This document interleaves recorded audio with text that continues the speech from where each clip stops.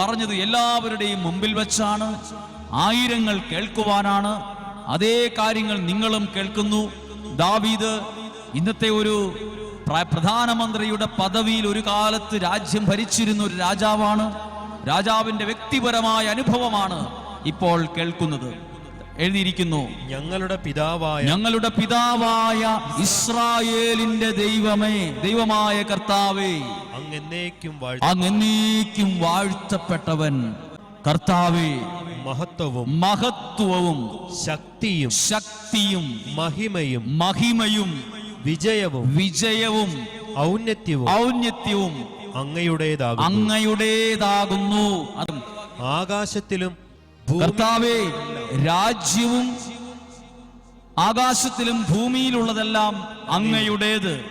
കർത്താവേ, രാജ്യം അങ്ങയുടേത്. അങ്ങെല്ലാറ്റിന്റെയും അതീശനായി സ്തുതിക്കപ്പെടുന്നു.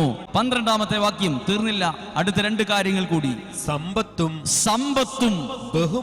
ബഹുമാനവും അങ്ങാണ് നൽകുന്നത്. ഇത് ദാവീദ് തന്റെ ജീവിതത്തിൽ അനുഭവിച്ചറിഞ്ഞ ഒരു ആത്മീയ സത്യത്തെ എല്ലാവരുടെയും മുമ്പിൽ വെച്ച് പറയാണ്. സമ്പത്ത് അത് നമ്മൾ ഉണ്ടാക്കുമ്പോൾ ഉണ്ടാകുന്നതല്ല, അത് ദൈവമാണ് നൽകുന്നത്. സമ്പത്തും ബഹുമാനവും അങ്ങാണ് നൽകുന്നത്. അങ്ങ് സമസ്തവും ഭരിക്കുന്നു. അധികാരവും ശക്തിയും അങ്ങേക്ക് അധീനമായിരിക്കുന്നു.